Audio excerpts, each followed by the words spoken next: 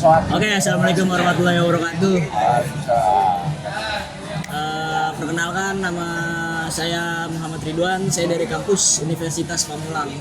Saya sedang mewawancara dari anak film ya. Anak film, dua-duanya anak film nih. Anak film dari Polimedia. Sebenarnya gue mau ngobrol soal apa? Siap. Sebenarnya gue mau ngobrol soal apa namanya?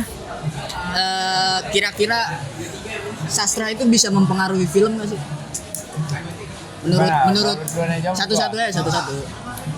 Oh, gua. Oke. Boleh. Sangat mempengaruhi, justru malah menurut gua iya sangat berhubungan karena emang film mencakup sastra, semua seni menurut gua, ada visual, ada sastra juga kan pasti.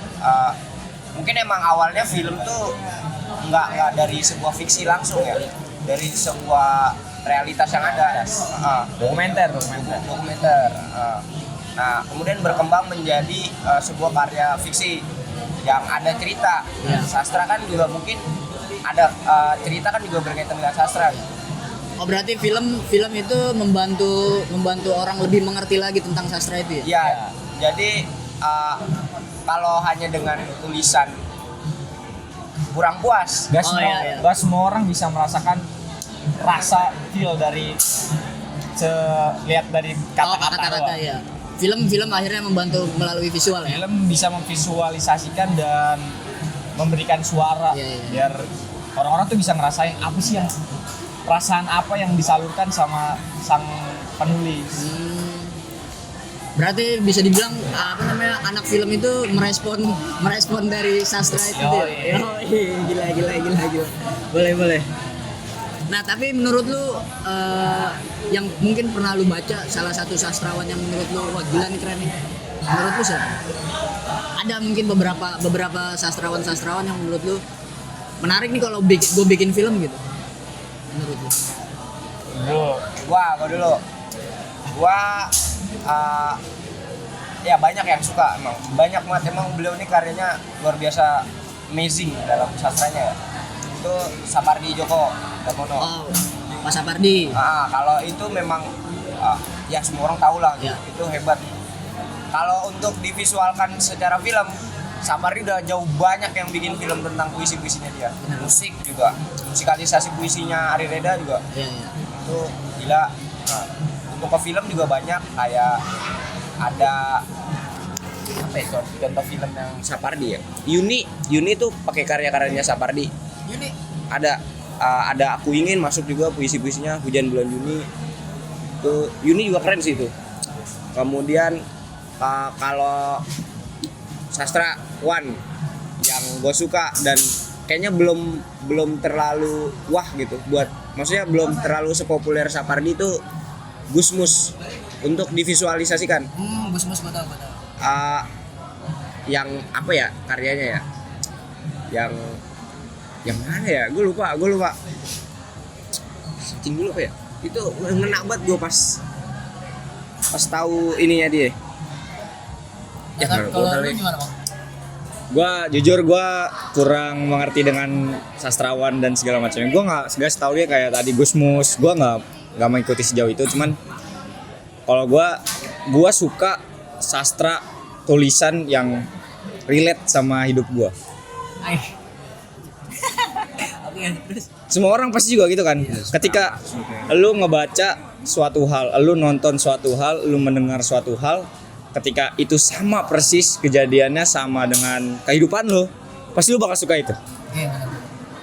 Dan juga film ya. Nah, film juga kayak gitu. Kalau lu ngerasa ceritanya ini relate nih, berarti lu suka tuh film pasti. Gua banyak nonton film Radit.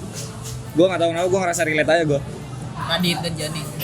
Radit Dika, film Radit Dika. Oh, Radit dan Dika. Gue kira Radit dan Jani. Gua suka komedian. Oh.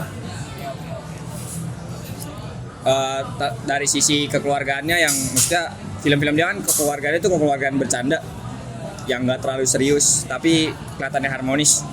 Menurut gua dulu keluarga gua juga kayak gitu. Jadi kayak gua anjir, gua ngeliatnya dia kayak gua bisa ngeliat cerminan diri gua sendiri kalau bisa ngeliat film Radit. Itu sih gua suka itu doang. karya Gus Mus tadi apa ya? Ya lu belum searching. Gue lupa semua. Apa ya? Yang Oh ini bagaimana tuh? Nah, yang itu betul. Yang itu kayaknya untuk dibuat film bakal pusing banget orang nontonnya. Gue bacanya pusing. Bisa ke Tuhan, bisa ke pemerintahan, bisa ke diri gue sendiri. Lebar banget Gus Mus. Luas ya cakupannya. Yang kau ini bagaimana? Wah, Dan itu aku nggak- harus bagaimana? Gak semua orang bisa mengerti karya yang kayak gitu tuh. Berarti sastra juga mempengaruhi banyak ya soal film-film yang pernah. Wah, banyak. Kalau nggak ada sastra mungkin nggak ada film. Ayo. Karena yang gue pahamin juga kan sebenarnya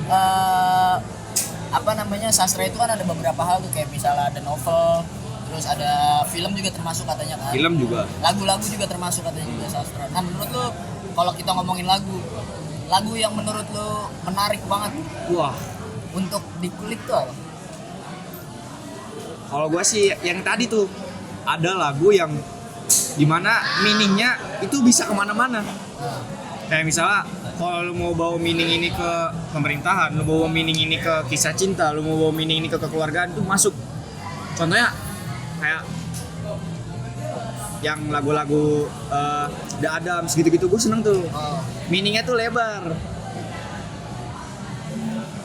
Jadi gue bisa secara bebas memasukkan meaning lagu, arti-arti lagunya tuh kemana-mana. Oh.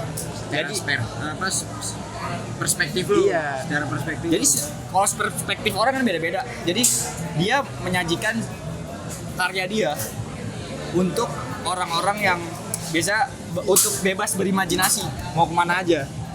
Itu keren tuh. Orang yang bisa nyiptain sastra kayak gitu keren banget sih.